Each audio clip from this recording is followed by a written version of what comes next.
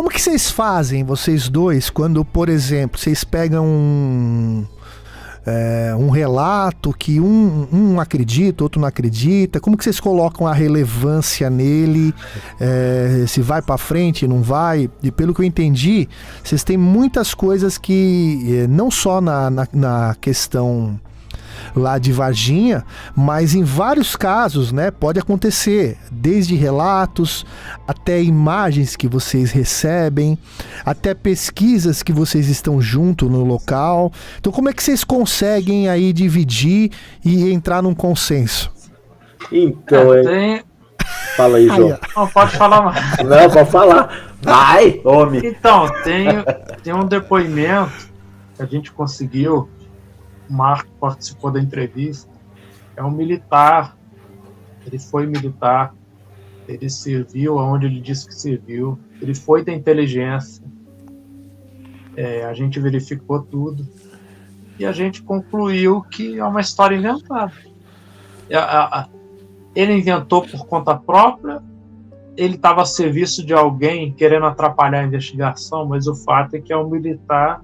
Ele foi da inteligência do Exército e contou uma história pra gente que eu, pelo menos, acho que não procede. Ele, por N razões, ele começou a modificar a história.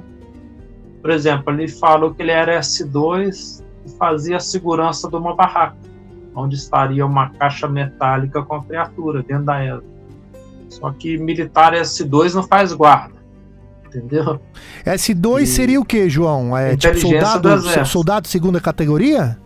Da inteligência do Exército, serviço reservado. Ah, tá. Ele era cabo na época. Tá. E ele realmente foi militar. Ele realmente serviu.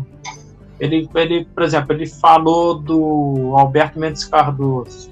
Alberto Mendes Cardoso, em 96, ele não estava na unidade militar que ele citou.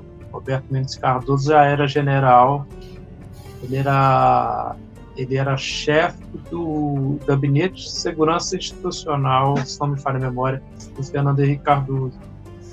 O Alberto Mendes Cardoso foi, se não me falha a memória, um dos criadores da ABIN, mas colocou fora de contexto. Ele começou a modificar a história, né?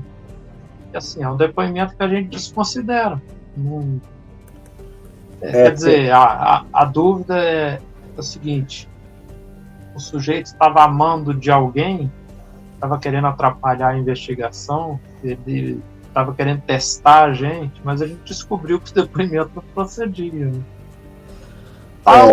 Tá nos nossos canais esse depoimento. Claro que a gente está omitindo a identidade da pessoa. Fala, Marcão.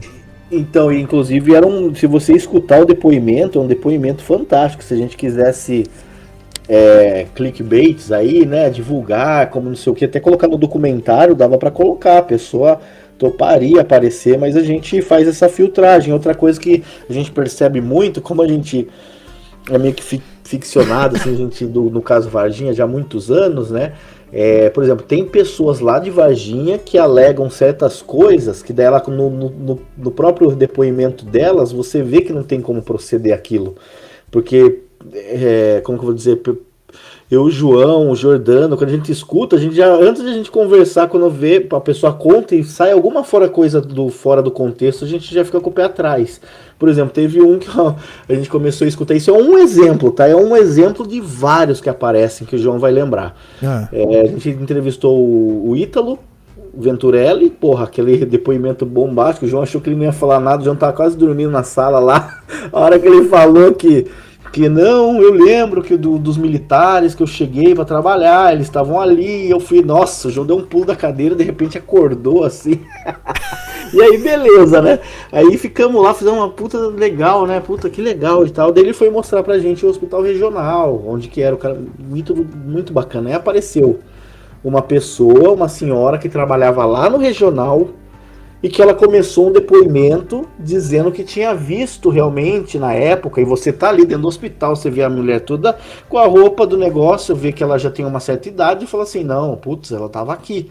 E aí ela começa a contar o depoimento que tinha visto o ET. E daí só que ela entra numa contradição muito grande ali, que não tinha como ser, por exemplo, o que ela falou, não procedia.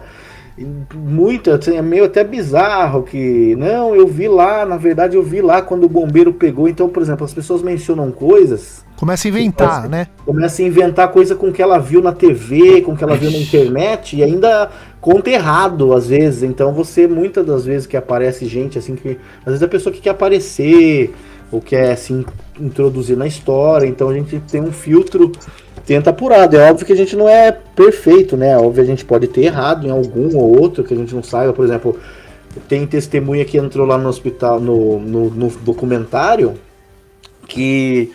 Por exemplo, não tem como a gente afirmar 100% que, né, tudo aquilo foi real, mas a gente acredita. Você vê no feeling, eu uso muito o feeling, né? Sim. Esse lance de você, né, prestar atenção. É ação jornalística mesmo, né? E teve muita coisa que a gente filtrou, que se não se for colocando, dá muito clickbait, dava para inventar um monte de história, mas não é... Que assim... as pessoas também têm que entender que inicialmente a gente investiga porque a gente tem a curiosidade pra gente e a gente acaba compartilhando com o público, porque a gente sabe que do mesmo jeito que a gente gosta da ufologia, a gente quer que seja real, mas a gente tem uma desconfiança das coisas, é por isso que a gente vai fazer essa investigação jornalística. E aí a gente acaba compartilhando essas informações, né, com o público, mas ao mesmo tempo que eu não quero ser enganado, obviamente que a gente não quer repassar isso para o público, né, só por causa de views ou de, enfim. Claro. Né? Então a gente procura fazer esse trabalho mais sério e compartilhar com o público, né?